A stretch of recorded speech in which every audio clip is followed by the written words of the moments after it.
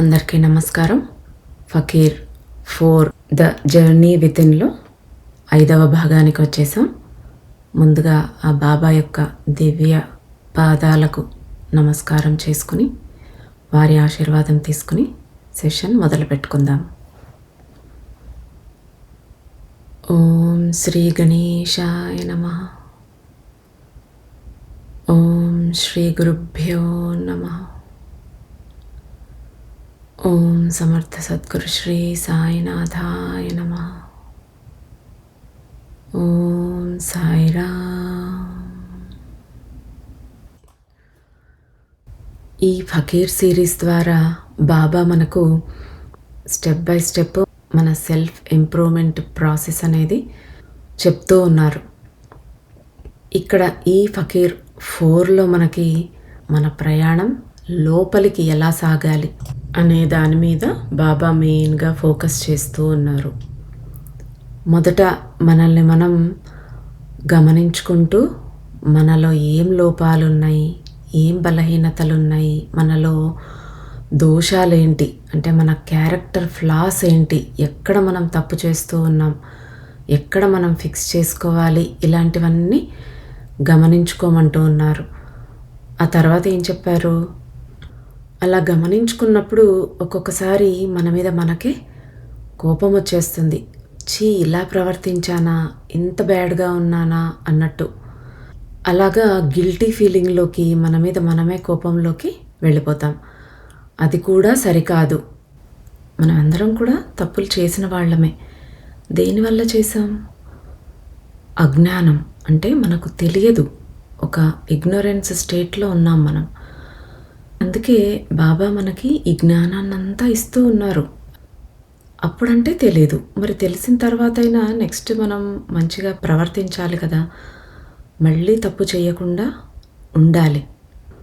అందుకోసం ఈ జ్ఞానము అవసరం. నువ్వు అప్పుడు ఏ సిచ్యుయేషన్లో అయితే తప్పు చేశావో, ఇప్పుడు సేమ్ సిచ్యుయేషనే, అలాంటి సిచ్యుయేషన్ నీకు వచ్చినప్పుడు ఈ జ్ఞానంతో మనం వేసే అడుగు అనేది మనం ఇంతకు ముందు వేసిన అడుగుకి చాలా డిఫరెన్స్ అనేది రావాలి. అప్పుడే ముందుకు వెళ్తాం. మనకన్నీ తెలిసిన తర్వాత కూడా స్టిల్ తప్పు చేయటానికే ప్రయత్నిస్తే, అంటే తెలిసి తప్పు చేస్తే మనలో పతనం అనేది చాలా దారుణంగా ఉంటుంది. మనం ఇంకా కిందికి పడిపోతాం. తెలియక చేసిన తప్పు వేరు, తెలిసి చేసిన తప్పుకు పవర్ ఎక్కువ ఇంకా. కాబట్టి మనం చాలా జాగ్రత్తగా ఉండాలి. సరే, నీకు జ్ఞానం తెలుసు, నేను చెప్పాను, ఇంకా నువ్వు రేపటికల్లా మారిపోవాలి అనేసేం బాబా మనకు చెప్పట్లేదు. ఒక్కొక్క స్టెప్పు వెళ్ళండి. అందుకే ఎగ్జాంపుల్స్ కూడా ఇచ్చి చెప్పారు. కోపం రోజుకు 100 సార్లు వస్తే రేపు 99 టైమ్సే, అంటే అట్లీస్ట్ ఒక్కసారన్నా తగ్గించుకోవడానికి ట్రై చేయి. నెక్స్ట్ డే ఇంకొకసారి తగ్గించుకోవటం, అంటే 98 టైమ్స్. అలాగా ఒక్కొక్క స్టెప్పు నిన్ను నువ్వు మార్చుకుంటూ వెళ్ళాలి. మనకి ఏదైనా సరే ఒక్కసారి చేస్తే రాదు. మనము దాన్ని ఒక అలవాటుగా మార్చుకోవాలి. ఎప్పుడో ఒక్కసారి తెలిసిన రోజు, విన్న రోజు, ఆహా నేను ఈరోజు ఇంకా చాలా మారిపోయానని ఆ రోజు మంచిగా ఉండి నెక్స్ట్ డే మళ్ళీ మామూలుగా బిహేవ్ చేస్తానంటే మనం ఎప్పటికీ మారం. ఎప్పటికప్పుడు మనల్ని మనం గమనించుకుంటూ, అవేర్గా ఉంటూ, జాగ్రత్తగా అడుగు వేస్తూ, ఆ చెప్పిన జ్ఞానాన్ని అప్లై చేయడం చేస్తూ ఉన్నప్పుడు, దైనందిన జీవితంలో ప్రతిరోజు మనం పొద్దునుంచి రాత్రి వరకు మనకు జరిగే సిచ్యుయేషన్స్ ఎన్నో ఉంటాయి. అన్నింటిలోనూ దాన్ని అప్లై చేస్తూ వెళ్ళినప్పుడు అది ఒక అలవాటుగా మారిపోతుంది. అందుకే ఆత్మ విచారణ అనేది అవసరం. సెల్ఫ్ ఎంక్వైరీ, మనలోకి మనం వెళుతూ మన తప్పుల్ని ఫిక్స్ చేసుకోవాలి. ఈ తప్పులన్నీ ఫిక్స్ చేసుకునే వరకు జన్మరాహిత్య స్థితి అనేది కలగదు. మనం అన్నీ నేర్చుకునే వరకు జన్మలు ఎత్తుతూనే ఉంటాం. ఈ జన్మలో నేర్చుకోకపోతే మళ్ళీ ఇంకో జన్మెత్తి ఇంకా హార్డ్ సిచ్యుయేషన్స్ తెచ్చుకుని మనం నేర్చుకోవాల్సి వస్తుంది. దాని బదులు తెలుసుకున్న జ్ఞానాన్ని ఇప్పుడే అప్లై చేసి మనలో ఉన్న ఒక్కొక్క స్వాభావిక దోషాలు, ఒక్కొక్క అరిషడ్ వర్గం నుంచి మనం బయటపడడానికి ప్రయత్నం చేస్తే జన్మలు మనము తగ్గించుకుంటూ వచ్చేస్తామన్నమాట. మనం ఏదైతే మంచి చేస్తున్నామో, మంచిగా మారామో, ఈ ఇన్ఫర్మేషన్ అంతా మన ఆత్మలోకి అప్లోడ్ అయిపోతుంది. మన ఆత్మలో స్టోర్ అయిపోతుంది, మన సబ్కాన్షియస్ మైండ్లో స్టోర్ అయిపోయి మనం నెక్స్ట్ జన్మలో అంటే ఆల్రెడీ మనం నేర్చేసుకున్నాం ఒకదాని గురించి, ఆ నెక్స్ట్ లెవెల్ నుంచి మనం మొదలు పెట్టడం అనేది జరుగుతుంది. లేదా అలాంటి సిచ్యుయేషన్ వచ్చినా కూడా మనకు ఆల్రెడీ జ్ఞానం ఉంది కాబట్టి మన ఆత్మలో మనం తప్పు చేయకుండా ఉంటాం.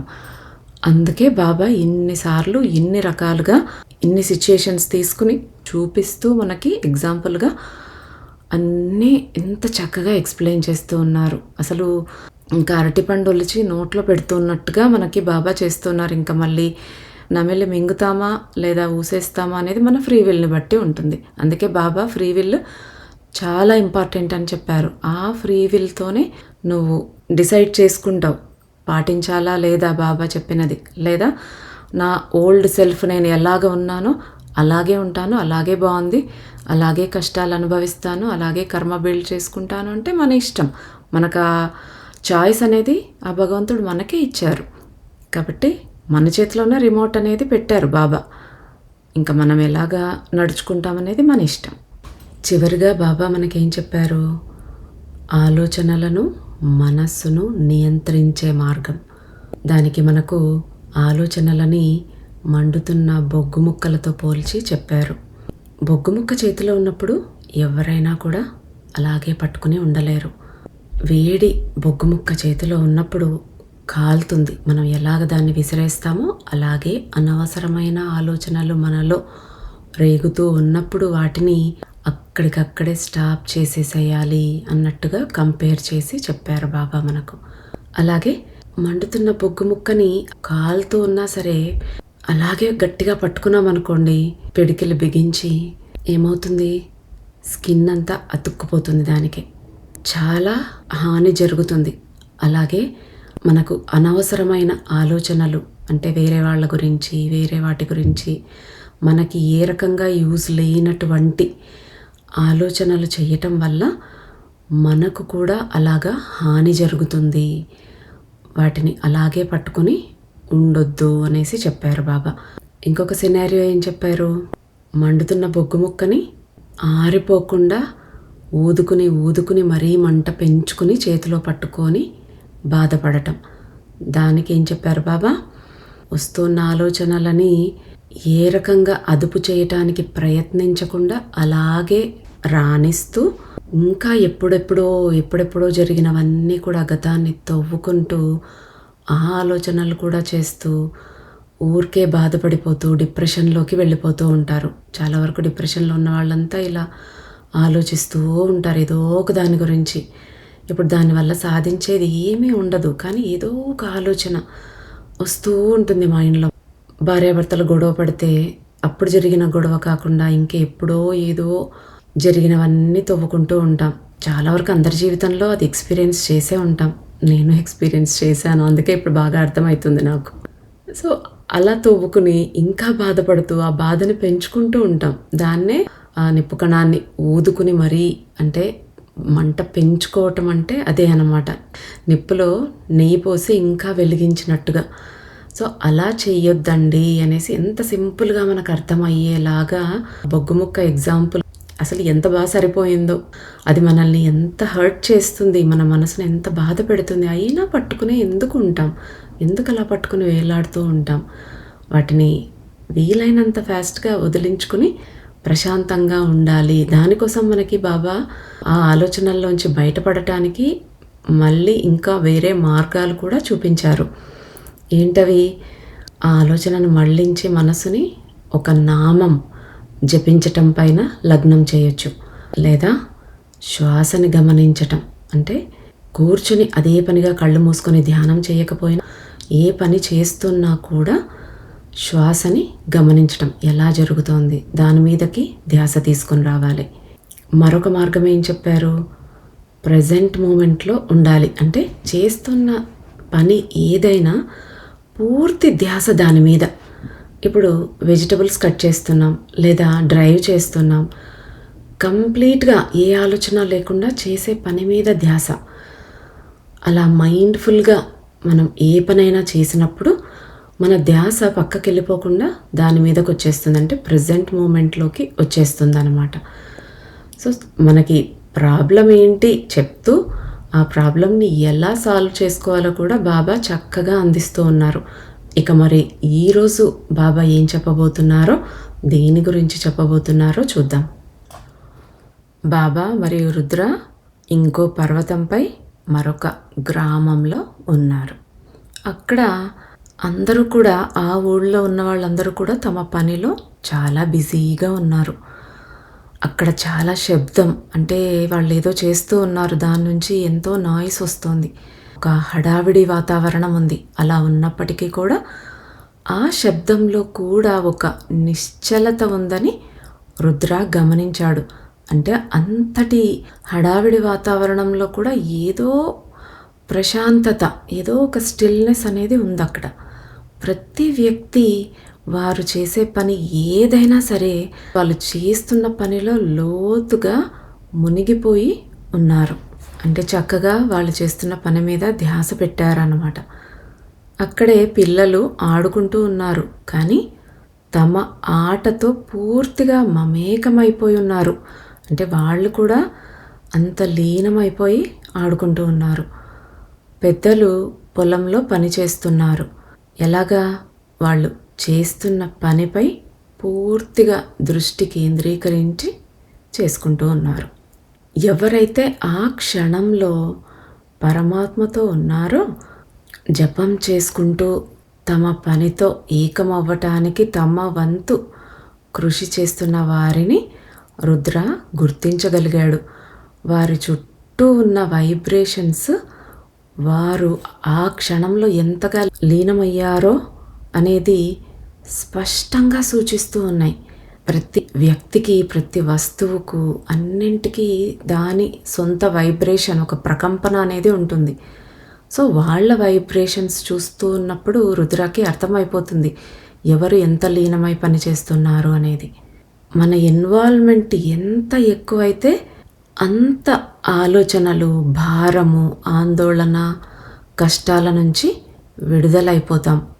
అవును, కొందరు చూడటానికి వారి పనిలో మునిగిపోయినట్లు కనిపించినా వాళ్ళ ధ్యాస అక్కడ లేదు. వారి ఆరా వారు సెంటర్డ్గా లేకపోవడాన్ని చూపించింది. అంటే వాళ్ళల్లో అంతర్ముఖ స్థిరత్వం అంతగా లేదు. ఏదో ఒక అస్థిరత అనేది ఉందన్నమాట వాళ్ళల్లో. కొంతమంది అలాగ కనపడుతూ ఉన్నారు. వ్యక్తి నిజంగా పూర్తిగా లీనమై ఉన్నాడో లేదో అనే పట్టింపు లేదు. ఆరాలో అంతా తెలిసిపోతుంది. దేనిలో అయినా ప్రశాంతంగా మునిగిపోయి పనిచేస్తున్న వారి ఆరా అందమైన తేజస్సుతో ప్రకాశిస్తున్నది. ఈ గ్రామంలో ఒక నిర్దిష్టమైన తేడా అనేది ఒకటి కనిపిస్తోంది. అది ఆ వ్యక్తులు ఎంత ప్యూర్గా లేదా ఎంత ధర్మంలో ఉన్నారు అనేది కాదు, కానీ ఆ గ్రామంలో ఒక నిర్దిష్టమైన ప్రశాంతత అనేదైతే డెఫినెట్గా ఉంది. రుద్ర ఇంతకు మునుపు ఎన్నడూ అనుభవించని ప్రశాంతత, ఆ నిశ్శబ్దం అనేది, ఆ స్టిల్నెస్ అనేది అతన్ని చుట్టుముట్టేసి రుద్రాన్ని కూడా ప్రశాంతంగా నిశ్చలంగా చేసేసింది. అంటే ఆ పరిసరాలు అలా ఉన్నాయనుకోండి, మనలో కూడా తేడా ఉంటుంది. ఆ పరిసరాల్లో ఉన్న ప్రశాంతత రుద్రాన్ని కూడా అఫెక్ట్ చేసిందన్నమాట. అక్కడ వినిపించే శబ్దం, అక్కడ ఎంతో నాయిస్ ఉందనుకున్నాం, ఆ శబ్దం అంతా ఇంకా అతన్ని ఇబ్బంది పెట్టలేదు.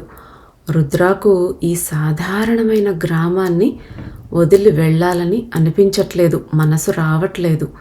అతను బాబాతో కలిసి అక్కడే ఉండిపోవాలని అనుకున్నాడు.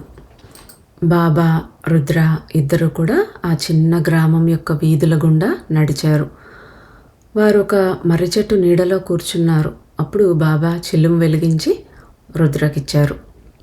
అప్పుడు బాబా చెప్తూ ఉన్నారు, మీరు నిజంగా ప్రశాంతమైన మనస్సుతో విషయాలను చూసినప్పుడు ఆటోమేటిక్గా మీరు ఎంత వ్యర్థమైన పనులు చేస్తున్నారో, ఎంత అనవసరమైన కోరికలతో ఉన్నారో అనేది గుర్తించగలుగుతారు.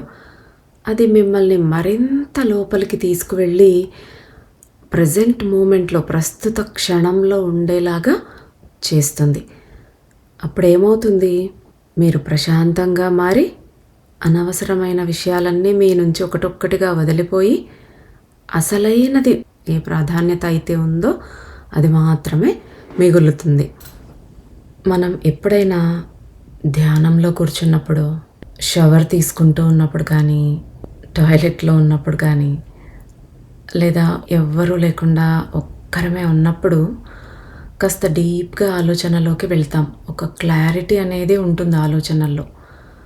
అదే మనము కోపంగానో లేదా హడావిడి పడుతూ తొందరలో ఉన్నప్పుడు, డిప్రెషన్లో, బాధలో, దుఃఖంలో ఉన్నప్పుడు మనకి ఆ క్లారిటీ అనేది ఉండదు. మనం ఏం ఆలోచిస్తున్నాం అనేది వేరే ఫ్యాక్టర్స్ అన్నీ కూడా ఇంపాక్ట్ చేస్తూ ఉంటాయి, అంటే ప్రభావితం చేస్తూ ఉంటాయి. అందుకే మనకు పెద్దవాళ్ళు చెప్తూ ఉంటారు, కోపంలో కానీ దుఃఖంలో ఉన్నప్పుడు ఏ నిర్ణయాలు తీసుకోవద్దు అని. ఎందుకంటే అప్పుడు సరిగా ఆలోచించే మనస్థితి అనేది ఉండదు మనకు. అందుకే బాబా ఏం చెప్తున్నారు ఇక్కడ, ప్రశాంతమైన మనస్సుతో ఉన్నప్పుడు మీరు అవసరమైన ఆలోచనలు చేస్తున్నారా, అనవసరమైన ఆలోచనలు చేస్తున్నారా, ఎక్కడ మనం తప్పుగా ఉన్నాము, ఎక్కడ మనం స్ట్రాంగ్గా ఉన్నాము, ఎక్కడ మనల్ని మనం ఇంప్రూవ్ చేసుకోవాలి, ఎక్కడ మనకి ప్రాబ్లం అవుతుంది, ఇవన్నీ కూడా ఒక క్లారిటీ అనేది వచ్చేసి మన యాక్చువల్ ప్రయారిటీ అనేది ఏంటో తెలుస్తుందన్నమాట. ఇది కూడా ఒక ప్రకృతి చక్రం లాంటిది, అంటే సైకిల్ ఆఫ్ నేచర్. ఒక సీజన్ పోతే మనకు ఒక సీజన్ ఎలా వస్తుందో అలాగే మనము ప్రశాంతంగా ఉంటే స్టిల్నెస్ స్టేట్లోకి వెళ్ళిపోతాం. అదే మనం అశాంతిగా ఉన్నాము అంటే అదొక కల్లోలానికి, అస్తవ్యస్తతకు దారితీస్తుంది అనేసి చెప్తూ ఉన్నారు బాబా. మన ప్రాధాన్యతలు కొన్ని రంగాల్లో ఉంటాయి. అంటే ఇప్పుడు ఆధ్యాత్మికంగా కానీ, భావోద్వేగపరంగా, మన ఎమోషనల్గా కానీ, మన ఇంటలెక్చువల్గా, ఆర్థికంగా, సామాజికంగా, భౌతికంగా, ఇలా మన ప్రాధాన్యతలు ఒక్కొక్క దానికి ఒక్కొక్కటి ఉంటాయి. మనం మన ప్రయారిటీస్ గుర్తించినా కూడా ఇవన్నీ మనకు ఒకే రకంగా అలైన్ అవ్వకపోవచ్చు, సింక్లో ఉండకపోవచ్చు అన్నమాట. అంటే సమతుల్యంగా ఉండకపోవచ్చు. కానీ ప్రశాంతంగా మనిషి మారే కొద్దీ ఆ అన్నింటి మధ్యలో సమతుల్యత, ఒక బ్యాలెన్స్ అనేది ఆటోమేటిక్గా వచ్చేస్తుంది. అంతకుముందు వరకు మనకు ఒక ప్రయారిటీ అనేది అది అహంకారం వల్లనో లేదా ఒక పరధ్యానంగా, అంటే ఏదో డిస్ట్రాక్షన్ వల్లనో తప్ప మనకి ఇంకా వేరే ఏమీ కాదు, అది యాక్చువల్ ప్రయారిటీ కాదు అనేది గ్రహించగలిగే స్థితి వస్తుంది. అది ఎగ్జాంపుల్గా ఎలా చెప్పుకోవచ్చు అంటే, ఇప్పుడు ఒక వ్యక్తి ఉన్నాడు, ఆ వ్యక్తికి ఆధ్యాత్మిక ప్రయారిటీ ఏంటి, రోజు కాసేపైనా భక్తిగా పూజ చేసుకోవాలి అనో, ధ్యానం చేసుకోవాలనో ఉంటుంది. ఎమోషనల్గా చాలా స్టేబుల్గా ఉండాలి, నేను అన్నింటికీ రియాక్ట్ అవ్వకూడదు అన్నట్టుగా తను ఒక గోల్ పెట్టుకుంటాడు. ఇంటలెక్చువల్గా నేను ఖచ్చితంగా రోజు కొంచెం సేపైనా ఒక బుక్ కానీ ఏదైనా చదవటం, ఒక నాలెడ్జ్ ఇచ్చే వీడియో వినటం కానీ, ఒక ప్రవచనం వినటం, అలాంటివి చేయాలి అని. ఆర్థికంగా చాలా గంటలు వర్క్ చేసైనా నేను రిచ్ అవ్వాలి, త్వరగా పేరు సంపాదించాలి అని ఒక గోల్. సామాజికంగా ఎవ్రీ వీకెండ్ కూడా ఫ్రెండ్స్తో చక్కగా ఎంజాయ్ చేయాలి, అక్కడికి ఇక్కడికి తిరగాలి అనేసి ఉంటుంది. ఫిజికల్గా నేను ఎవ్రీడే ఎక్సర్సైజ్ చేయాలి, మంచి ఫుడ్ కుక్ చేసుకొని తినాలి. ఇలాగ ఒక వ్యక్తి యొక్క ప్రాధాన్యతలు ఉన్నాయి అనుకోండి. ఇవి అన్నీ ఒక్కసారి సాటిస్ఫై చేయలేం. ఎందుకంటే ఆర్థికంగా చాలా ఉన్నత స్థితిలోకి వెళ్ళిపోవాలి త్వరగా అని ఎక్కువ గంటలు ఎక్కువ స్ట్రెస్తో వర్క్ చేస్తూ ఉన్నప్పుడు తను ఒక బుక్ చదవాలనుకోవడమో, కాసేపు ధ్యానం చేసుకోవాలి అనుకునే ఆ ప్రయారిటీ తను ఫుల్ఫిల్ చేయలేకపోతాడు. ఎక్కువసేపు ఫ్రెండ్స్తో స్పెండ్ చేశాడు అనుకోండి, అంటే సోషల్గా, లేదంటే ఒక ఇన్స్టాగ్రామ్, ఫేస్బుక్ వాటిల్లో ఫ్రెండ్స్తో కనెక్టెడ్గా ఉండాలని ఎక్కువసేపు సెల్ ఫోన్ పట్టుకొని ఉన్నాడు అనుకోండి, ఆ టైం అంతా వేస్ట్ అయిపోతుంది, తనకు ఎక్సర్సైజ్ చేయడానికి టైం కుదరకపోవచ్చు. ఇలా ఒకదానితో ఒకటి కాన్ఫ్లిక్ట్ అయ్యి అన్నీ సాటిస్ఫై చేయలేకపోవచ్చు. కానీ మనిషి ప్రశాంతంగా మారుతూ ఉన్నప్పుడు యాక్చువల్ ప్రయారిటీస్ ఏదో తెలుసుకోగలుగుతాం. అంటే ఇప్పుడు తనకు అర్థమవుతుంది. నేను అంత స్ట్రెస్ తీసుకొని ఎక్కువ అవర్స్ వర్క్ చేస్తూ అక్కడే స్పెండ్ చేయటం ఎందుకు? దేనికోసం? నాకు పేరు రావాలనో, నాకు హయ్యర్ పొజిషన్ రావాలనో, ఎక్కువగా డబ్బు కావాలనో. అవన్నీ దేనికోసం? ఒకరికి ప్రదర్శించుకోవటానికి. యాక్చువల్‌గా నేను సాటిస్ఫై అవ్వటం లేదు నేను చేస్తున్న వర్క్‌తో. కాబట్టి ఇది కేవలం ఈగో వల్ల, ఈ అహంకారం వల్ల నేను పెట్టుకున్నటువంటి ప్రాధాన్యత. కాబట్టి ఇది ఇంపార్టెంట్ కాదు. లేదా నేను ఇంకా ఇన్‌స్టాగ్రామ్ చూస్తూ లేదా వీకెండ్స్ అంతా ఫ్రెండ్స్‌తో తిరుగుతూ టైం వేస్ట్ చేయటం వల్ల నేను మంచి బుక్ చదవటానికి టైం ఉండట్లేదు. నాకు ఎక్సర్సైజ్ చేసుకోవటానికి టైం ఉండట్లేదు. ధ్యానం చేయటానికి టైం ఉండట్లేదు అనేసి తనకు అర్థమైపోతుంది. అంటే ఈ ఫ్రెండ్స్‌తో ఉండటము, ఈ సోషల్ మీడియాలో ఉండటం ఇదంతా ఒక డిస్ట్రాక్షన్ లాగా తనకు అర్థమైపోతుంది తను ప్రశాంతంగా ఆలోచించినప్పుడు. అప్పుడేం చేస్తాడు? ఒకరు నా గురించి ఏమనుకుంటారు? ఒకరి దగ్గర నా పరపతి ఎలా ఉంది? నా సోషల్ స్టేటస్ ఎలా ఉంది? ఇవన్నీ నాకు అవసరం లేదు. నాకేది ఇంపార్టెంట్? నేను ఆధ్యాత్మికంగా ముందుకెళ్ళడం అనేది నాకు ఇంపార్టెంట్. నేను ప్రశాంతంగా, హ్యాపీగా, పీస్‌ఫుల్‌గా నా లైఫ్ గడపాలి అనేసి అనుకుంటున్నాను. నాకు అదే ఇంపార్టెంట్. నా హెల్త్ బాగుండాలి. నేను టెన్షన్ పడుతూ ఎక్కువ స్ట్రెస్ తీసుకున్నప్పుడు నా ఆరోగ్యం పాడవుతుంది. కాబట్టి నాకు ఏది ఇంపార్టెంటు? ఎక్కువ స్ట్రెస్ లేకుండా చక్కగా నేను చేయగలిగినంత, నా అవసరాలు తీరేటంత, నాకు ఇబ్బంది లేకుండా ఉండే అంత ధనం సంపాదించుకుంటే చాలు అని తను కాస్త స్ట్రెస్ తక్కువగా ఉండే జాబ్‌లోకి జాయిన్ అవుతాడు. దానివల్ల ఏమవుతుంది? ప్రశాంతంగా ఉంటాడు. ఎక్కువ స్ట్రెస్ లేదు, ఎక్కువ అవర్స్ వర్క్ చేయట్లేదు. కాబట్టి ఈవినింగ్, నైట్ అంతా చాలా టైం ఉంటుంది. చక్కగా మంచి ఫుడ్ తయారు చేసుకోగలుగుతాడు. రాత్రి మంచి పుస్తకం ఒకటి చదువుకోవటం కానీ, ఏదో ప్రవచనం వినటం కానీ చేయగలుగుతాడు. ఆ రకంగా తన మేధోశక్తిని పెంచుకుంటాడు. ఫ్రెండ్స్‌తో మరీ టైం వేస్ట్ చేయకుండా సోషల్ మీడియాలో ఎక్కువ టైం, అంటే ఇప్పుడు మనం చూస్తూనే ఉంటాం. సెల్ పట్టుకున్నామంటే ఇన్‌స్టాగ్రామో, యూట్యూబో, షార్ట్స్ ఏదైనా ఓపెన్ చేశామంటే అలా గంటలు గంటలు మనకు తెలియకుండానే టైం వేస్ట్ అయిపోతుంది. అబ్బా! ఇంతసేపు అయిందా చూడబట్టి అనుకుంటాం. సో అదంతా కంట్రోల్ చేసుకోగలిగినప్పుడు అవేర్‌గా ఉండి వేరే పనులకు టైం దొరుకుతుంది. వేస్ట్ చేసే ఆ గంట టైము ధ్యానం చేసుకుంటే తనకి ఆరోగ్యము ఉంటుంది, ప్రశాంతత ఉంటుంది. మన హాబీ ఏదైనా ఉంటే దాన్ని ఇంప్రూవ్ చేసుకోవాలనుకోవచ్చు. అన్నింటికి టైం దొరుకుతుంది. అన్నీ ఒక సమన్వయంతో బ్యాలెన్స్డ్‌గా అన్ని ప్రయారిటీస్‌ని మనము సాటిస్ఫై చేసుకోగలుగుతామన్నమాట.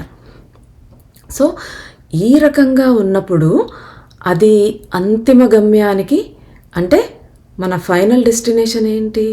మోక్షం. ఆ భగవంతుడిని చేరాలనేదే మన సోల్ పర్పస్. అంతిమ గమ్యానికి మనల్ని దగ్గర చేస్తుందన్నమాట ఆ ప్రశాంతమైన మనస్సు అనేది. మన ప్రయారిటీస్ అన్నీ కూడా అలాగ బ్యాలెన్స్డ్‌గా, పరస్పర సహకారం లేకుండా ఒకదానికి ఎక్కువ స్పెండ్ చేస్తూ దానికి తక్కువ, అలా ఉన్నప్పుడు అస్తవ్యస్తం అయిపోతుంది. మన ప్లానింగ్ అంతా పాడైపోతుంది. సో మనలో అశాంతి రేగుతుందన్నమాట. కాబట్టి ఆ ప్రశాంతత అనేది మనకు చాలా ఇంపార్టెంట్ అనేసి బాబా మనకి చెప్తూ ఉన్నారు. ఇది చాలా ముఖ్యం బేటా.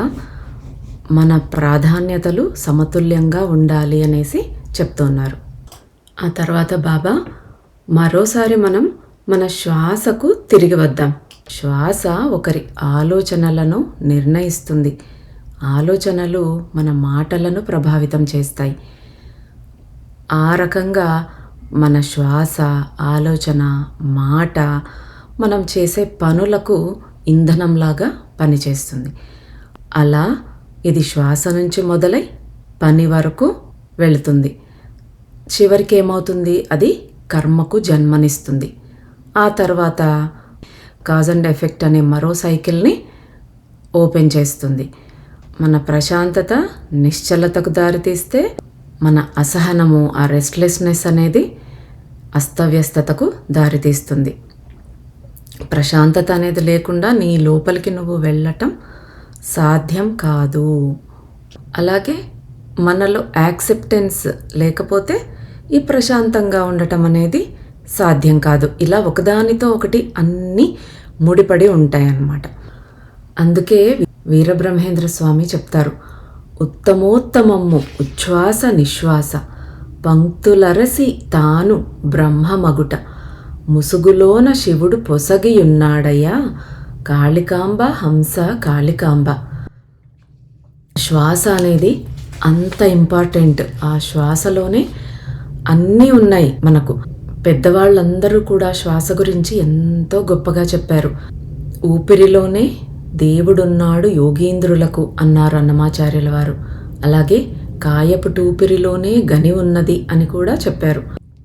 ఈ శ్వాస మీద ఎందుకు అంత స్ట్రెస్ చేసి ఇంతమంది చెప్తూ ఉన్నారు అంటే, ఆ శ్వాసని మనం పుట్టేది శ్వాసతోనే, వెళ్ళిపోయేది శ్వాస మనలోంచి వెళ్ళిపోగానే.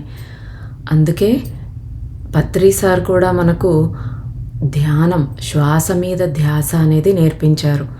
ఆ శ్వాస, ఇప్పుడు కోపంగా ఉన్నామనుకోండి, ఎగశ్వాసతో ఉంటాం. ప్రశాంతంగా ఉన్నప్పుడు మన శ్వాస ఎలా ఉంటుంది? చాలా స్లోగా ఉంటుంది. ఆ కోపంలో ఉన్నప్పుడు సరైన నిర్ణయాలు తీసుకోగలుగుతామా? లేదు కదా. అంటే శ్వాస ఒకరి ఆలోచనలను నిర్ణయిస్తుంది. ఈ ప్రాణాయామము, ధ్యానము, క్రియాయోగము ఇలాంటివన్నీ చేస్తూ ఉన్నప్పుడు మన శ్వాస గతి స్లో అవుతుంది. మన ప్రాణం ఎంత చంచలంగా ఉంటుందో దానికి కాస్త స్థిరత్వం అనేది ఏర్పడుతుంది. ఆ చంచల ప్రాణం వల్లనే మనకి మనసు అటు ఇటు పోతూ ఎన్నో రకాల ఆలోచనలు వస్తూ ఉంటాయి. అందుకే శ్వాస మన ఆలోచనలను నిర్ణయిస్తుంది అంటున్నారు బాబా. మన లోపల ఆలోచన ఎలా ఉందో మన మాట అలాగే ఉంటుంది. ఒక వ్యక్తి గురించి పైకి చాలా తీయగా మాట్లాడుతూ లోపల మాత్రం తిట్టుకుంటూ ఉన్నామనుకోండి, ఆ వ్యక్తి అంటే మనకు మంచి ఉద్దేశమే లేదు, మంచి అభిప్రాయమే లేదనుకోండి, ఎప్పుడో ఒకసారి మనకు తెలియకుండానే అది మాట రూపంలోనో చేత రూపంలోనో బయటకు వచ్చేస్తుంది. మన లోపల ఉండే భావం వాళ్ళ మీద ఎలా ఉందో అది. అందుకే face is the index of the mind అలా చెప్తూ ఉంటారంటే, మన మనసులో ఎలా ఉందో మనలో భావాలు అలా కనపడుతూ ఉంటాయి, మన మాట అలా వచ్చేస్తుంది. మన మాట ఎలా ఉందో మన చేతలు కూడా అలాగే ఉంటాయి. ఒకదాని మీద ఒకటి ఆధారపడి ఉంటుంది, ఒకదాని వల్ల ఒకటి ప్రభావితం అవుతుందన్నమాట. మనము అలాగా తప్పుడు ఆలోచనలతో ఉండి తప్పుడు మాటలు మాట్లాడుతూ తప్పుగా పని చేస్తూ ఉండటం వల్ల ఏమవుతుంది? కర్మ బిల్డ్ చేసుకుంటాం. తప్పుడు పని చేసినప్పుడు అధర్మంలో ఉంటాం, అధర్మం చేసినప్పుడు కర్మ వచ్చేస్తుంది. ఒక మాట తెలియకుండానే అనేస్తాం. అలా ఒక మాట అన్నప్పుడు ఖచ్చితంగా అది మనకి కర్మగా మారిపోతుంది. ఎవరినైనా పనికి మాలిన వాడా అని తిట్టినా కూడా నరకం వస్తుంది అని చెప్పాడు జీసస్ క్రైస్ట్. అందుకే మనకు గురువులందరూ ఏం చెప్తారు? త్రికరణ శుద్ధి అంటే ఏది ఆలోచిస్తున్నామో అదే మాట్లాడతాం, ఏం మాట్లాడతామో అదే ఆచరిస్తాం. భావనాక్షేత్రం, వాక్క్షేత్రం, చేష్టాక్షేత్రం. అంటే మనస వాచ కర్మణ. మన వాక్క్షేత్రం అనేది చాలా ఇంపార్టెంట్. దాన్ని సరిచేసుకుంటే ఆటోమేటిక్గా అన్నీ వచ్చేస్తాయి. అందుకే చెప్తూ ఉంటారు, మన నోటి మాటలే మన నుదిటి వ్రాతలు, వాక్కులోనే జగము వర్ధిల్లుచుండును, నోరు దాటితే ఊరు దాటుతుంది, సమయానికి తగు మాటలాడని అని త్యాగరాజస్వామి చెప్తారనమాట. సో ఇలాగా ఆలోచన సరిగా ఉందంటే మాట సరిగా వస్తుంది, మాట సరిగా ఉంటే మనం చేసే పని సరిగ్గా ఉంటుంది. అప్పుడు మళ్ళీ కర్మ అనేది కొత్తగా కూడబెట్టుకోం కదా. త్రికరణ శుద్ధి, మనస వాచ కర్మణ ఇలాంటి వర్డ్స్ అన్నీ మనకి ఎందుకు చెప్తారంటే దానికోసమే. శ్వాస ఆలోచనని మారుస్తుంది. కాబట్టి ఎంతో కేర్ఫుల్గా ఉండాలి. మనం ప్రశాంతంగా ఉండాలి అంటే అంగీకారతత్వం ఉండాలి. పక్కన వాళ్ళు ఎలా ఉన్నా అంగీకరించలేక మాటి మాటికి వాళ్ళ మీద దుమదుమలాడుతూ ఉన్నామనుకోండి, మనం ప్రశాంతంగా ఉండలేము. అందరినీ అంగీకరించగలగాలి, ఏ పరిస్థితినైనా యాక్సెప్ట్ చేయగలగాలి. అప్పుడే మనం ప్రశాంతంగా ఉంటాం. ఊరికనే నేను ప్రశాంతంగా ఉన్నాను అని అనుకుంటే మనకు రాదు. ఆ ప్రశాంతత అనేది రావాలి అంటే ఎంతో ప్రాక్టీస్ చేయాలి. అన్నింటికి గింజుకోకుండా ప్రతిదాన్ని యాక్సెప్ట్ చేయాలి. వీళ్ళంతా నాకు ఏదో నేర్పించడానికే నా లైఫ్లోకి వచ్చారు. ఆ రకంగా ఆలోచించినప్పుడు మనకు ఒకరి మీద శత్రుత్వం అనేది ఉండదు. వాళ్ళని యాక్సెప్ట్ చేయగలుగుతామన్నమాట. అందరిలో భగవంతుణ్ణి చూడగలగాలి. ఇవన్నీ కూడా ఒకదానితో ఒకటి ముడిపడి ఉంటాయన్నమాట.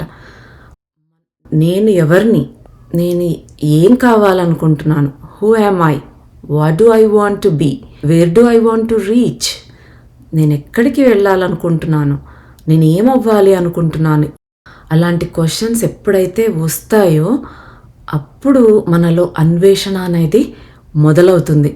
అసలు ఏంటి, ఏం జరుగుతోంది, ఈ సృష్టి ఏంటి, నేనెవరు, అసలు ఈ జన్మ ఎందుకు తీసుకున్నాను, దీని పర్పస్ ఏంటి, నేను ఎక్కడికి వెళ్ళాలి, నేను ఈ శరీరమే నేనా, ఇది చనిపోతే నేను లేనా అనే ఆ రకమైన ఆ ఆలోచనతోనే రమణ మహర్షి అరుణాచలం చేరుకోకముందే ఆయనకి ఒక అనుభవం వచ్చింది. తన శరీరంలోంచి తనను సపరేట్గా చూసుకున్నాడు. అంటే ఈ శరీరం పడిపోయినా నేను అనేది ఇంకొకటి ఏదో ఉంది, అక్కడితో ఆగిపోలేదు. అంటే నేను ఇక్కడ బాడీ పడిపోయింది కదా, మళ్ళీ ఇంకా నేను ఎలా ఉన్నాను, నన్ను నేను ఎలా చూసుకోగలుగుతున్నాను అంటే ఓన్లీ శరీరం కాదు, లోపల ఇంకేదో ఉంది అనే ఆ రకమైన ఆ ఎంతూజియాజంతో ఆయన అట్లా ఆలోచిస్తూ ఆ అన్వేషణలో వెళ్ళారు. అందుకే అందరికీ ఆయన ఫస్ట్ నిన్ను నువ్వెవరో తెలుసుకో అనేది చెప్తారు, ఇంకేమీ చెప్పరు ఆయన. అక్కడ మొదలైతే మన ప్రయాణం ఆటోమేటిక్గా మనం ఇంకా ఒక్కొక్క స్టెప్ ఎక్కడం అనేది మొదలవుతుంది. ఎప్పుడైతే ప్రశాంతతతో శాంతి మరియు అందరి క్షేమం, తన క్షేమము అందరి క్షేమము కోరినప్పుడు మిగతావన్నీ కూడా అనుసరిస్తాయి. దానివల్ల కరుణ, క్షమ అనేది పెరుగుతుంది. ఎప్పుడు నేను బాగుండాలి, నేను హ్యాపీగా ఉండాలి, ఎవడెలా ఉన్నా పర్వాలేదు అనేది ఉండకూడదు. ఆ స్వార్థం అనేది మనలో నుంచి వెళ్ళిపోవాలి. అందరూ బాగుండాలి, అందరిలో నేను ఉండాలి. లోకా సమస్త సుఖినో భవంతు, సర్వే జనా సుఖినో భవంతు అని మన శాస్త్రాల్లో ఎందుకు చెప్పారు? అందరి క్షేమము ఎప్పుడూ కోరాలి మనము. అలాగ ఉన్నప్పుడు మాత్రమే మనం కోరుకున్నవన్నీ కూడా ఆటోమేటిక్గా వచ్చేస్తాయి. మనలో క్షమ, ఆ కైండ్నెస్ అనేది పెరుగుతుంది. కైండ్గా ఉన్నప్పుడు అందరి మీద ప్రేమ ఉంటుంది. మన హృదయంలో ప్రేమ తప్ప ఇంకేది ఉండకూడదు. బాబా ఇంతకుముందు మనకు చెప్పారు ఫకీర్ 2లో వాటిల్లో ఆ ప్రేమే మనం అయిపోవాలి. మన హృదయంలో అంతటి ప్రేమ రావాలి. అప్పుడు ఎవరి మీద కంప్లైంట్స్ ఉండవు, జడ్జిమెంట్స్ ఉండవు. అందరినీ యాక్సెప్ట్ చేయగలుగుతాం, ప్రశాంతంగా ఉంటాం.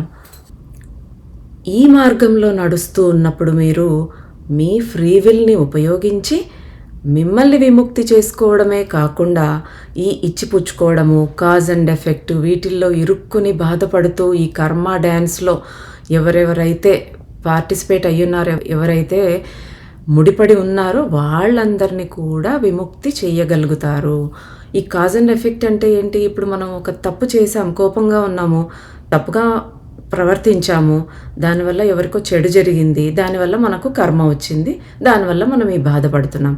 సో మనం ఈ బాధపడుతున్నాము అనేది కార్యము. మనకి ఎందుకు వచ్చింది ఆ బాధ అనేది కారణం. అది ఎక్కడుంది? ఆ కోపంలో ఉంది. ఆ కోపం వల్ల తప్పుగా మాట్లాడుతూ తప్పుగా ప్రవర్తించాం కాబట్టి ఆ కర్మ అంటుకుంది, ఆ కర్మ వచ్చింది కాబట్టి మనం ఈ శిక్ష, ఈ బాధ అనుభవిస్తున్నాం. అంత వెనక్కి వెళ్తుంది ఆ కారణం. కాజ్ అండ్ ఎఫెక్ట్ థియరీ అంటారు దాన్నే. కార్యకారణ సంబంధం. మనం ఎదుర్కొనే ప్రతి సిచ్యుయేషన్కి కూడా ఒక కారణం అనేది ఉంటుంది. అందుకే మన బాడీస్లో కూడా ఈ స్థూల దేహము, సూక్ష్మదేహముకు ముందు ఇంకా కారణ శరీరం ఉంటుంది. మన ఇప్పుడు అనుభవిస్తూ ఉన్న ప్రతి దానికి కారణం అందులో ఉంటుందన్నమాట, ఆ శరీరంలో ఉంటుంది. దాన్ని మనం అమలు చేయటానికి ఈ భౌతిక శరీరం అనేది ఈ లోకంలో, ఈ భూమి మీద జన్మ తీసుకుంటుందన్నమాట.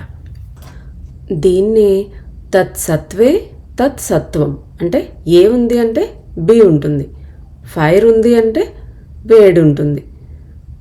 అంటే ఏ దానికైనా ఒక కారణం అనేది ఉంటుంది అన్నట్టు. ఈ ఫకీర్ 4 పుస్తకం మీద మనకు ఒక కోట్ ఉంటుంది. There is karma and there is free will and between the two all else is decided. అంటే కర్మ ఉంది, ఫ్రీ విల్ ఉంది. ఆ రెండిటి మధ్యనే అన్నీ నిర్ధారించబడతాయి, అన్నీ డిసైడ్ చేయబడతాయి. అందుకే బాబా ఏం చెప్పారు ఇక్కడ, మీ ఫ్రీ విల్ని ఉపయోగించి మిమ్మల్ని మీరు విముక్తి చేసుకోవచ్చు. ఆ కర్మలో ముడిపడ్డ ప్రతి ఒక్కరిని కూడా మీరు విముక్తి చేయొచ్చు. అంటే ఫ్రీ విల్ ఎంత పవర్ఫుల్ అనేదో ఒకసారి గుర్తు చేసుకోండి. మనం ఫ్రీ విల్ గురించి ఎన్నో సెషన్స్లో మాట్లాడుకున్నాం. అంటే మనకు స్వేచ్ఛ సంకల్పం, మనకు ఒక స్వేచ్ఛనిచ్చాడు ఆ భగవంతుడు. జన్మ ఇచ్చి పంపించినప్పుడు మనకొక స్వేచ్ఛ స్వాతంత్రం అనేది ఇచ్చాడనమాట. అంటే నీకు బుద్ధినిచ్చాను, విచక్షణనిచ్చాను, జ్ఞానాన్ని ఇచ్చాను. ఈ జంతువులకి, వృక్షాలకి, వీటన్నిటికీ జ్ఞానం లేదు, కానీ నీకు జ్ఞానం ఇస్తున్నాను నేను. కాబట్టి ఈ జ్ఞానాన్ని ఉపయోగించి నీ బుద్ధిని సరైన మార్గంలో నడిపించుకొని నువ్వు నీ ఫ్రీ విల్ని సరిగా ఉపయోగించుకో. నీకు తప్పు చేసే అధికారం ఉంది, సరైన మార్గంలో నడిచేకి నీకు అధికారం ఉంది. నువ్వు దాన్ని ఎలా యూజ్ చేసుకుంటావనే దాన్ని బట్టే నీ నెక్స్ట్ జన్మ డిసైడ్ అవుతుంది. ఇప్పుడు తప్పుగా ఉపయోగించుకుంటే నాకు ఉంది కదా అధికారం అని ఇష్టం వచ్చినట్టు పవర్ని దుర్వినియోగం చేసుకుంటే ఏమవుతుంది? ఎలక్షన్స్లో మినిస్టర్ అయిన తర్వాత తన పవర్ని అంతా ఉపయోగించి అనేక రకమైన అన్యాయాలు చేస్తే ఏమవుతుంది? తర్వాత దించేస్తారు. అలాగే మనం కూడా, మనకి స్వేచ్ఛా సంకల్పం ఉంది, ఫ్రీ విల్ ఇచ్చాడు భగవంతుడని, ఇష్టం వచ్చినట్టుగా మనం ప్రవర్తించినట్టయితే, తప్పుడు నిర్ణయాలు తీసుకుని తప్పుడు పనులు చేస్తూ ఉంటే బ్యాగులు కొండలు కర్మని కూడబెట్టుకుంటాం. ఆ తర్వాత ఇంకా ఆ కర్మను కరిగించుకోవటానికి ఎన్నో జన్మలెత్తాలి. మళ్ళీ అప్పుడు తప్పులు చేస్తాం. మనము తెలుసుకున్న జ్ఞానాన్ని ఉపయోగించి మనం సరైన మార్గంలో మనం నడవకపోతే, నేర్చుకోకపోతే, చేసిన తప్పుల నుంచి నేర్చుకుని మళ్ళీ సరిదిద్దుకుని నెక్స్ట్ ఆ తప్పులు చేయకుండా ఉండకపోతే మనం ఇంకా జన్మలు తీసుకుంటూనే ఉంటాం. ఇంకా ఆ జన్మల పరంపరకి అంతే ఉండదు.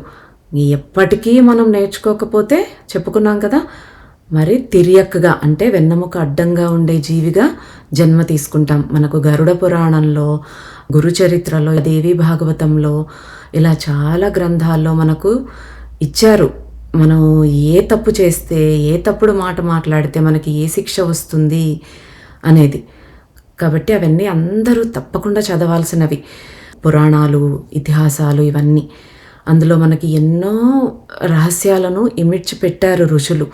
అన్నీ క్లియర్గా మనకి స్టోరీస్ రూపంలో ఎంతోమంది గతంలో మనకి ఎన్నో యుగాలు గడిచాయి కదా, అందులో ఎంతోమంది ఎంత గొప్పవాళ్ళైనా సరే వాళ్ళు తప్పు చేసినప్పుడు ఎంత అధపాతాళానికి పడిపోయారో మనకి అందులో చాలా క్లియర్గా చెప్తారు.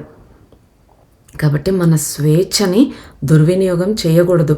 మనకు అందుకే ఈ గాయత్రి చెప్పినప్పుడు ధియో యో నః ప్రచోదయాత్ అని చెప్పుకుంటూ ఉంటాం. అంటే నా బుద్ధిని ప్రచోదనం చేయి తల్లి అని అడుగుతూ ఉన్నాం. నా బుద్ధిని ప్రచోదనం చేయమంటే నా బుద్ధిని సరైన మార్గంలో నడిపించు.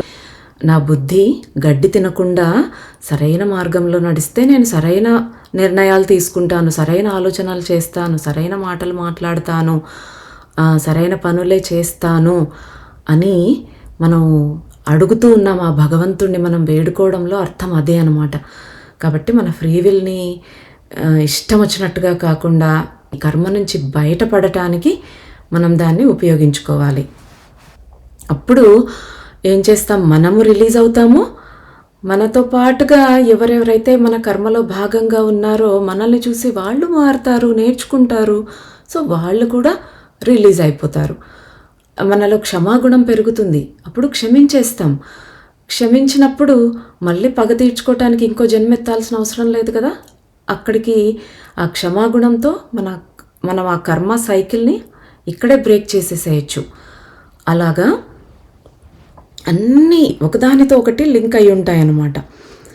ఇవన్నీ న్యాచురల్గా జరిగిపోతాయి. మనం ఎప్పుడైతే సరైన విధంగా మన ఫ్రీ విల్ని వాడినప్పుడు ప్రాసెస్ అంతా మనకు తెలియకుండానే న్యాచురల్గా అన్నీ జరిగిపోతాయి మంచిగా. మనం మారడం, క్షమించగలగడం, ప్రేమ పెరగడం, మిగతా వాళ్ళు మారటం, అందరూ విముక్తి అవ్వటం, ఈ కర్మ కట్ అయిపోవటం అన్నీ జరుగుతాయి. ఇదంతా ఎప్పుడు జరుగుతుంది? ఫస్ట్ మీరు ఎవరో, మీరు ఎక్కడికి చేరుకోవాలో తెలుసుకోవడంతో మొదలు కావాలి. శాంతే మీ ప్రాధాన్యత అయితే మీరు ఆ శాశ్వతమైన శాంతిని సాధించటానికి ఎంత కఠినమైనా సరే ఆ కఠినమైన మార్గంలోనే అడుగులు వేస్తారు. తాత్కాలిక శాంతికి లొంగిపోరు, కానీ కేవలం శాశ్వత శాంతి కోసం మాత్రమే ప్రయత్నిస్తారు. మనం చేసే ప్రయత్నం ఎలా ఉండాలి అంటే శాశ్వతమైన శాంతి, అంటే మళ్ళీ మళ్ళీ జన్మలు తీసుకోకుండా, మళ్ళీ మళ్ళీ ఈ నరకంలో పడకుండా శాశ్వతంగా మన ఆత్మని రిలీజ్ చేసుకోవడమే అసలైన శాంతి. మన ఆత్మని రిలీజ్ చేయటం అంటే ఏంటి? ఇంకా మళ్ళీ జన్మలు తీసుకోవాల్సిన అవసరం లేకుండా ఆ పరమాత్మలో విలీనం చేయగలిగే స్థితి. అంటే పరమాత్మలో నుంచి వచ్చాము కదా, మనము అంశాత్మలుగా వచ్చాము. ఈ అంశాత్మ మళ్ళీ పరమాత్మలోకి వెళ్ళిపోవాలి. అందుకే కదా మనము అనాయాసేన మరణం వినా దైన్యేన జీవితం దేహాంతే తవ సాయుజ్యం దేహిమే పార్వతీ పరమేశ్వరం అంటాం. అంటే అనాయాసంగా మరణించాలి, ఏ రకమైన కష్టం లేకుండా. దోసపండు తన ముచ్చిక నుంచి ఎలా విడిపోతుందో అలాగా ప్రశాంతంగా హాయిగా చనిపోవాలి. వినా దైన్యేన జీవితం, ఏ దైన్యం లేకుండా నాకు అది తక్కువైంది, ఇది తక్కువైంది, నాకు అది లేదు, ఇది లేదు, నాకు అది కావాలి, ఇది కావాలి, దైన్యం ఎప్పుడూ అడుక్కుంటూ ఉండకుండా, ఏ దైన్యం లేకుండా దేహాంతే తవ సాయుజ్యం, నేను నా శరీరాన్ని వదిలినప్పుడు నీ దగ్గరికి చేరుకోవాలి, నీలోకి వెళ్ళిపోవాలి నా శరీరాన్ని వదిలాక, అది ప్రసాదించు తండ్రి అని ఆ భగవంతుణ్ణి మనము వేడుకుంటాం. అందుకే టెంపుల్కి వెళ్ళినప్పుడు కానీ మన పూజలో ఎండింగ్లో కానీ మనం ఇది చెప్పుకోవాలి అనేసి చెప్తారనమాట. అంటే ఊరికి చెప్పుకోవడం కాదు, దానికి తగ్గ ప్రయత్నం కూడా మనం చెయ్యాలి. దానికి తగిన శక్తిని ఆ భగవంతుణ్ణి ఇమ్మని అడుగుతాం. ఆ శాశ్వత శాంతి మనకు కావాలి, అదే మన ప్రాధాన్యత కావాలి. అప్పుడు ఎంత కఠినమైన మార్గాన్నైనా సులభంగా హాయిగా ఏ కష్టము ఫీల్ అవ్వకుండా దాటేస్తాం. ఎందుకంటే ఆ శాశ్వత శాంతి అక్కడ ఉంది.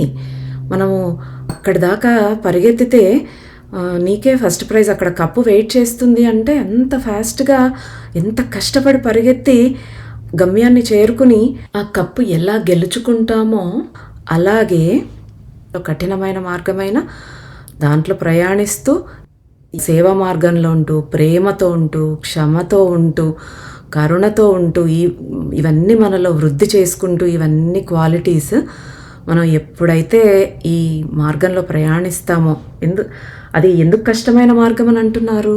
అందులో ఎన్నో అవమానాలు ఎదుర్కోవచ్చు, ఎన్నో కష్టాలు ఎదురవుతాయి. కానీ ప్రతిదీ కూడా ప్రశాంతతతో, ప్రతిదీ కూడా భగవంతుణ్ణి నమ్ముకుని మనం అడుగు వేసినప్పుడు అక్కడ శాంతి అనే కప్పు వెయిట్ చేస్తోంది మన కోసం, ఆ పీస్ అనేది, దాన్ని చేరుకుంటాం మనం. ఇక్కడ తాత్కాలికంగా వచ్చే శాంతికి లొంగిపోమన్నమాట. మన ఆత్మని ఉద్ధరించుకోవటానికి ప్రయత్నం చేస్తాం. అప్పుడు ఈ ప్రపంచం మిమ్మల్ని అర్థం చేసుకోలేకపోయినా, మీ వారిగా భావించిన వాళ్ళు మీకు వ్యతిరేకంగా వెళ్ళినా కూడా మీరు నిశ్శబ్దంగా మీరు అనుకున్న మార్గంలో నడుస్తారు. మనము ఇలాగ ఉండాలని ప్రయత్నించినప్పుడు ఎన్నో అడ్డంకులు వస్తాయి. డెఫినెట్గా ఎంతోమంది, ఎవరికి అప్రూవ్ అవ్వదు అది. వీడేంది ఇలా ఉన్నాడు, పిచ్చోళ్ళ మారిపోతున్నాడు, పిచ్చిగా చేస్తున్నాడు, ఇలాగ ఎంతోమంది. ఇప్పుడు తుకారాం, త్యాగరాజస్వామి ఇలాంటి వాళ్ళందరినీ అందరూ అదే కదా అనుకున్నారు. ఏంటి ఇంత సంపదనిస్తాను అంటే రాజుగారు పిలిచి ఈయన ఎల్లనంటాడేంటి అని త్యాగరాజస్వామి వాళ్ళ అన్నగారు ఎంత కోప్పడతారు. అప్పుడే కదా ఆయన నిధి చాలా సుఖమా, రాముని సన్నిధి చాలా సుఖమా అనేసి పాడతారు. మనకి ఇక్కడ దొరికే నిధి ఇది తాత్కాలికమైనది, అది రాముని సన్నిధి, ఇంకది పర్మనెంట్. దానికోసం వెళ్ళాలి, దాన్ని చేరుకోవటానికి మన ప్రయత్నం ఉండాలి. అలాగా ఇప్పుడు తుకారాంని కూడా తీసుకోండి, రామదాసునైనా తీసుకోండి, అన్నమాచార్యులని, ఎవరినైనా ఈ గొప్పవాళ్ళని, దేవుడిని, ఆ భగవంతుడిని పొందిన వాళ్ళందరూ కూడా వాళ్ళ మార్గం ఏమీ పూలబాట కాదు, ముళ్ళబాటే. ఆధ్యాత్మిక మార్గం ఎప్పుడైనా కూడా రెండు వైపులా పదునున్న కత్తి లాంటిది.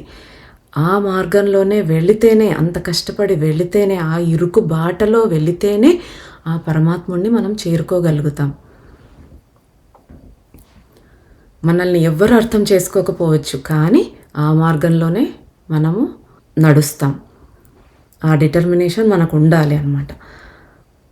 ఈ మార్గం మొదట ఎంత కఠినమైనా మీరు దీన్ని మీకోసం మాత్రమే కాకుండా మీకు సంబంధించిన వారందరి కోసము చేస్తారు. అందుకే ఒక మహాత్ముడు ఉన్నాడంటే వంశంలో అటు 7 తరాలు ఇటు 7 తరాలు ఉద్ధరించబడతారు అంటారు. మన కోసమే కాదు, మనకు సంబంధించిన వాళ్ళందరూ కూడా ఉద్ధరించబడతారన్నమాట. ఈ నిర్ణయం ఎప్పుడూ స్వార్థపూరితంగా ఉండకూడదు, అన్నింటినీ కలుపుకునేలా ఉండాలి. కానీ ప్రశాంత మనస్సుతో నిర్ణయం తీసుకోండి. ప్రశాంతంగా ఉన్నప్పుడు ఇంకా ఏది నథింగ్ మ్యాటర్స్, ఇంకా ఏది పట్టించుకోరు మీరు. ఆ ప్రశాంతత ఉన్నప్పుడు వేరే ఏవి మిమ్మల్ని అట్రాక్ట్ చెయ్యవు. అంతకన్నా ఇంకా అట్రాక్ట్ చేసేది అంటూ ఏది ఉండదు.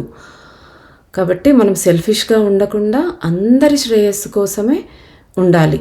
లోకా సమస్త సుఖినో భవంతు అనేదే ఉండాలి మనలో. మనం ఒక్కరమే బాగుపడి పక్కనవాడు ఏమైనా పర్వాలేదు అన్నట్టుగా మనం ఎప్పుడూ ఉండకూడదు. నిస్వార్థంగా మారాలి మనం. అలాగా ఉన్నప్పుడు ప్రశాంతంగా మనం ఆ రకంగా ప్రయాణిస్తూ ఉన్నప్పుడు ఇంకా మనల్ని ఏది డిస్టర్బ్ చేయదు.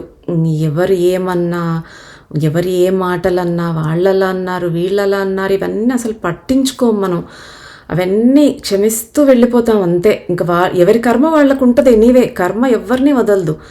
ఒకరు అన్నారు అని మనం రియాక్ట్ అవ్వాల్సిన అవసరమే లేదు. వాళ్ళు అన్నారంటే వాళ్ళు అక్కడ కర్మ కూడబెట్టుకుంటూ ఉన్నారు, వాళ్ళు ఎప్పుడో ఒకసారి మళ్ళీ అనుభవిస్తారు. కాబట్టి మనకి ఇంకా వేరే ఏది బాదర్ చెయ్యదన్నమాట. మనం అనుకున్న మార్గంలో మనం కరెక్ట్గా ప్రశాంతంగా భగవంతుడి వైపు వెళ్తూ ఉన్నప్పుడు. అలా కాకుండా ఎన్ని ఉన్నా కూడా అశాంతిగా ఉన్న వాళ్ళకి ఎలా ఉంటుంది?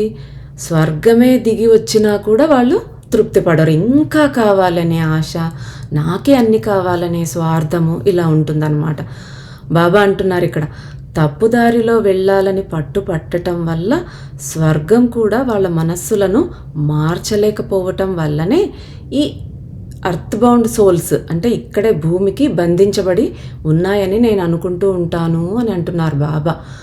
ఈ ఎర్త్ బౌండ్ సోల్స్ అన్నీ ఏంటి?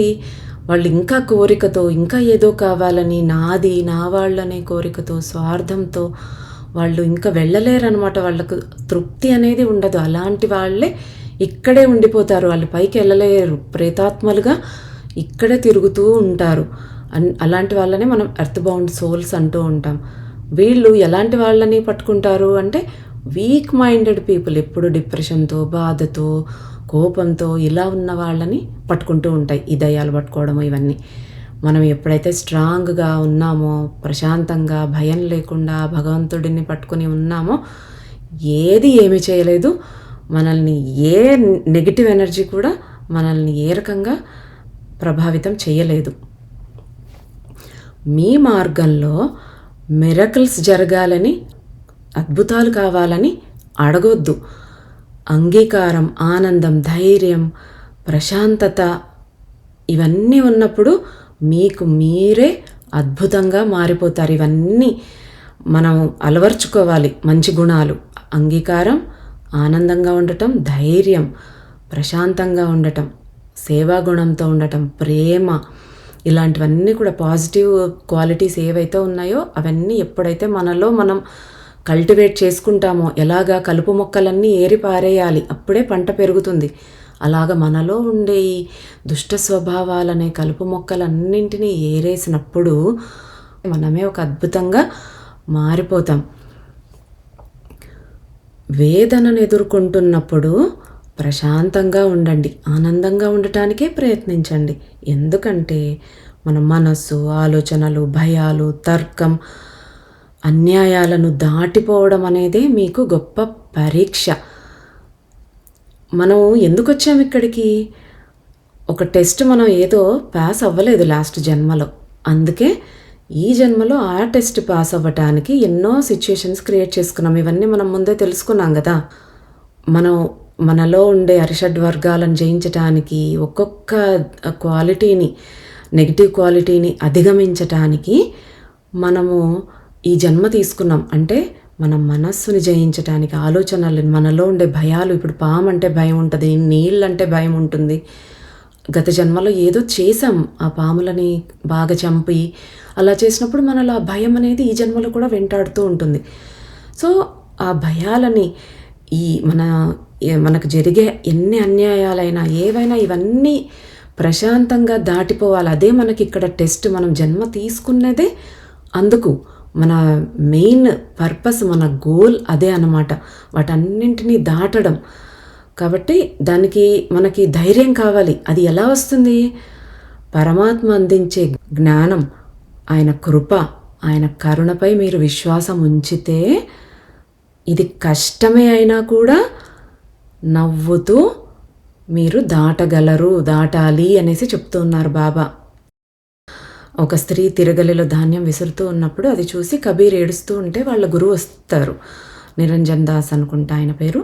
వచ్చి ఎందుకయ్యా ఏడుస్తున్నావు అంటే, నేను కూడా ఈ ప్రపంచం అనే తిరగలిలో ఇలా తిరగబడుతూ ఉంటాను కదా అనేసి ఆయన ఏడుస్తూ ఉంటాడు. అప్పుడు గురువు ఏం చెప్తాడంటే, ఆ పిడిని గట్టిగా పట్టుకో అంటే, ఆ గురువుని గట్టిగా పట్టుకో, అప్పుడు నీకు అది కష్టం అనిపించదు అని. అలాగే మనకి ఎంత జ్ఞానం అందిస్తున్నారు బాబా. ఆ జ్ఞానము, ఆయన కృప మన మీద ఎప్పుడూ ఉంటుంది. ఆయన తల్లి, తండ్రి, ఆయనకి ఎవరి మీద కోపం అనేది ఏమీ ఉండదు.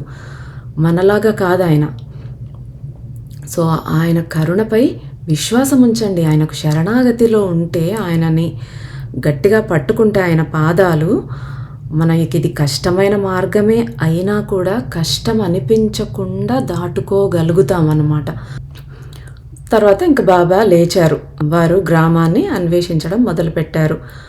బాబా పిల్లలతో గోళీల ఆట ఆడుతూ ఉండగా రుద్ర మరొక చెట్టు కింద కూర్చుని ఆ అద్భుతమైన దృశ్యాన్ని చూస్తూ పరమానందాన్ని అనుభవించాడు. వింటూ ఉంటాం ఆయన చరిత్రలో కూడా, ఆయన పిల్లలతో పిల్లవాడిగా ఒక్కటైపోయి వాళ్లతో పాటు గోళీలు ఆడతారు అని. ఆ అద్భుతమైన దృశ్యాన్ని రుద్ర చూస్తూ ఎంజాయ్ చేస్తూ ఉన్నాడు అనమాట. పరమానందాన్ని, ఆ బ్లిస్ని అనుభవిస్తూ ఉన్నాడు. కొంతసేపటి తర్వాత బాబా వచ్చి రుద్ర దగ్గర కూర్చున్నారు. బాబా కూడా రుద్రతో కలిశారు. బాబా అంటున్నారు, హృదయం ఛిద్రమైపోయినప్పుడు, పరిస్థితులు మీకు వ్యతిరేకంగా ఉన్నప్పుడు ఇదంతా ప్రశాంతతతో ఎలాగ చేయాలి అని నువ్వు ఆశ్చర్యపోతున్నావు బేటా అంటున్నారు. అదే కదా మనం కూడా అనుకుంటున్నాం. వేదన కూడా ప్రశాంతంగా ఎలా దాటాలి, ప్రశాంతంగా ఉండమంటారేంటి ఈ వృద్ధుడు అని మనకు కూడా డౌటే కదా. అదే బాబా కూడా అదే ఆశ్చర్యపోతున్నావా అనేసి అడుగుతూ ఉన్నారు రుద్రాని. అది మనకు ఎంత శాంతి అవసరం అనే దానితో మొదలవుతుంది.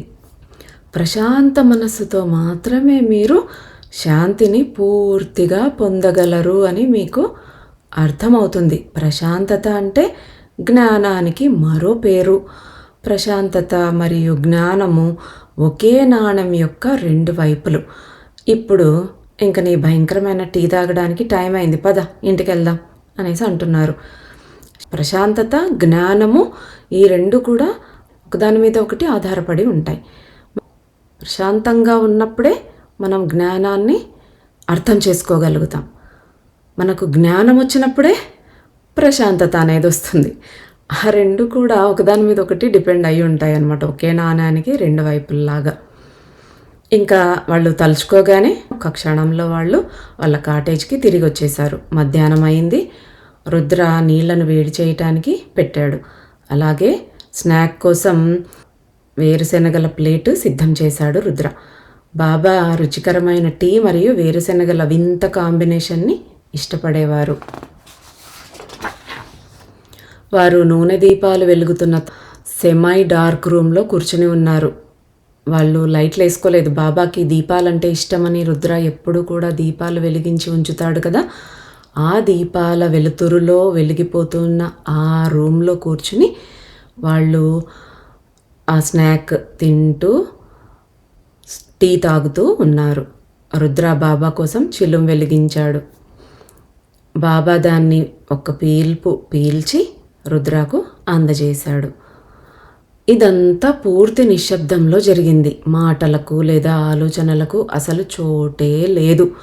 వారు కేవలం ఆ క్షణాన్ని నిశ్చలతతో, ఆ స్టిల్నెస్తో మమేకమై ఆస్వాదించారంటే వాళ్ళు తింటున్న స్నాక్ని, ఆ తాగుతున్న టీని, నా చిల్లంనైనా ప్రతిదీ ఆస్వాదిస్తూ, మనకి బాబా చెప్తారు కదా, మీరు మామిడి పండు, అరటి పండు ఏదో ఒక ముక్క తింటున్నారంటే మీ జీవితంలో ఇంక అదే లాస్ట్ బైట్, మీకు ఇంకా లేదు టైం, ఇంకా నెక్స్ట్ మినిట్ మీరు చనిపోబోతున్నారు అంటే ఆ ముందు మినిట్ మనం ఎంత ఆస్వాదిస్తామో ఒక తినే ముద్దని కానీ ఒక చేసే పనిని, అలాగా ఆస్వాదించాలి అనేసి చెప్తారు కదా.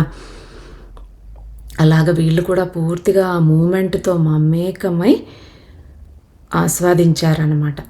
రుద్ర తన పిల్లలు అంటే అదే కుక్కలు ఉన్నాయి కదా, బ్లాండీ, బాయ్, గర్ల్, అవి వరండాలో ఆట ఆడుకోవడం, ఆ సౌండ్ వింటూ ఉన్నాడు రుద్ర. చాలా హాయిగా అనిపించింది. Life was good, life was cool అన్నట్టుగా ఉన్నాడు. ఇక్కడ బాబా మనకు మెయిన్గా దేని మీద స్ట్రెస్ చేసి చెప్తూ ఉన్నారు? ప్రశాంతత. నిన్నటి అనుభవంతో నేటి ప్రయోగాన్ని విజయవంతం చేసుకుని రేపటి అంచనాని అందుకోవడం మానవుని యొక్క ఉత్కృష్ట స్థితి. అందుకే ఎక్స్పీరియన్స్ అంటారు కదా, గతం ఒక ఎక్స్పీరియన్స్, వర్తమానం ఒక ఎక్స్పెరిమెంట్, ఒక ప్రయోగం, భవిష్యత్తు ఒక ఎక్స్పెక్టేషన్. సో మనకి ఏం చెప్పారు బాబా?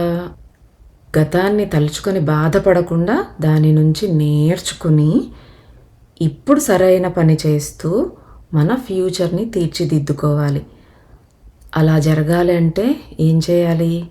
మనకి జ్ఞానం కావాలి, తర్వాత ప్రశాంతత, ప్రశాంతమైన మనస్సు కావాలి. ప్రశాంతత యొక్క ఇంపార్టెన్స్ ఎంత బాగా చెప్పారు చూడండి బాబా మనకు. కాబట్టి మనం కూడా ఈ గజిబిజి గందరగోళం, ఈ హడావిడి, ఈ కోలాహలంతో ఉన్నటువంటి ఈ ప్రపంచంలో ఉన్నా కూడా మన మనస్సు మాత్రం ప్రశాంతంగా ఉంచుకునేలాగా ప్రాక్టీస్ చేయాలి. దానికి కావలసిన శక్తి మనకేమీ లేదు, అది కూడా ఆయననే ఇమ్మని అడుగుదాం.